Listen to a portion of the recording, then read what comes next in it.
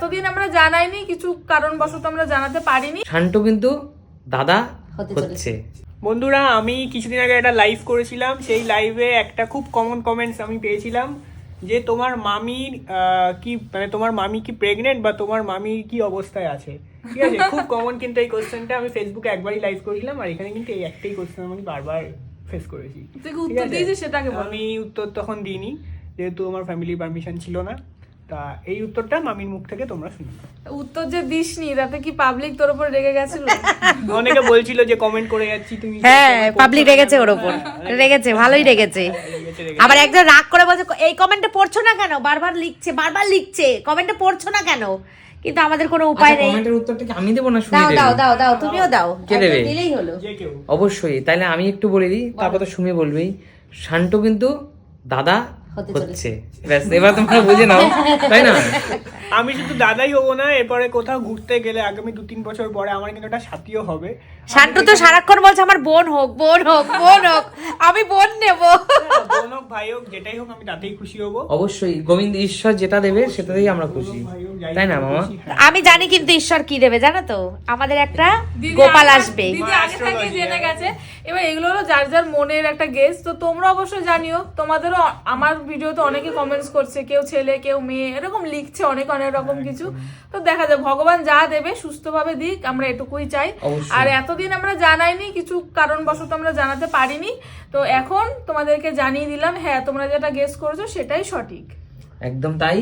আর সবচেয়ে বড় কথা হলো, শান্তর যারা ফলোয়ার্স আছে তাদেরকে আমি একটাই কথা বলবো, আশীর্বাদ করবেন। যারা আমার থেকে ছোট ছোট হয়তো আছেন, শান্তকে অনেকে পছন্দ করেন, ভালোবাসেন, তো তোমরা আমাদেরকে ভালোবাসে দিও। যারা বড় আছেন তারা কিন্তু আমাদেরকে আশীর্বাদ করবেন। ভালো থাকবেন, সুস্থ থাকবেন, আর বেশি বেশি করে শান্তুর ভিডিওগুলো দেখবেন, মামা যেন জীবনের পথে এগিয়ে যেতে পারে। একদম একদম একদমই তাই। তোমরা আশীর্বাদ করো, সবাই আমাকে আশীর্বাদ করো যাতে আমি এগোতে পারি। দেখ এবার লাইভে আসলে শান্তি করে রিপ্লাই গুলো দিতে পারবো।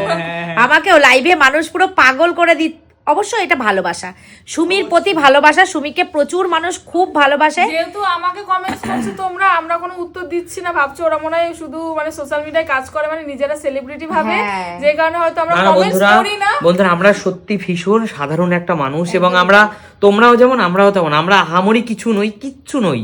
অতএব আমরা এমন কোনো বড় সেলিব্রিটিও নেই যে আমাদেরটা কিছু একটা চেপে রাখার ব্যাপার আছে বা কিছু। দেখো বন্ধুরা, এটা হলো ব্যক্তিগত, আমার মনে হয়েছে যে আরো কদিন পরে বলি তাই পরে বলেছি, এটা এমন কিচ্ছু না। বন্ধুরা তোমরা কিছু ভুল বুঝবে না আমাদের, মানে আমাদেরকে খারাপ ভেবো না আর কি। ওটাই বলছি।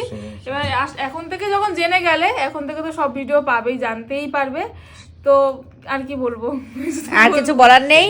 কনগ্রাচুলেশন সুমি, কনগ্রাচুলেশন উজ্জ্বল, তোমরা খুব ধন্যবাদ দিদি, ধন্যবাদ। ভালো থেকো, সুস্থ থেকো। আর সুমিকে অবশ্যই বলবো, ভগবানের কাছে ঈশ্বরের কাছে অবশ্যই প্রার্থনা করি সুমি একটা সুস্থ সবল গোপাল আমাদের বাড়িতে নিয়ে আসুক। ঠিক আছে, আমি গোপালই চাই। আমি হ্যাঁ লক্ষ্মী আসতে পারে, কিন্তু আমি গোপাল চাই, তাই আমি গোপাল বলেছি, তাই তো কাকিমা? গোপাল রয়েছে না, আমি আবার গোপাল চাই। আমি লক্ষ্মী ভালোবাসি, কিন্তু লক্ষ্মীকে যে পরের বাড়ি দিতে হয় এটা বড্ড বেদনাদায়ক। এজন্য আমি যাদেরকে খুব মন থেকে ভালোবাসি তাদের আমি গোপাল চাই। পরের বাড়ি দেওয়ার যে চিন্তা যদি থাকে, তাহলে পৃথিবী থেকে তো লক্ষ্মী কমে যাবে। জানি তো কমে যাবে, জানি এটা আমার অন্যায় আবদার, কিন্তু এটা কোনো কথা না। আলটিমেটলি কথা হলো, মানুষ ছেলে হোক মেয়ে হোক, সব মানুষ ঈশ্বর একদম সবাই সমান ছেলে। একদম একদম একদম। তো চলো বন্ধুরা, ভিডিওটা এন্ড করি। তোমরা অনেক দিনের তোমাদের কোশ্চেন ছিল, তো সেই কোশ্চেনের উত্তর তোমরা পেয়ে গেছো আশা করি। আমি কিন্তু মেন লোকেদের কাছ থেকে উত্তর তোমাদেরকে শুনিয়েছি, ঠিক আছে, না বলে। তো চলো ভিডিওটা এখানে এন্ড করি। চলো টাটা।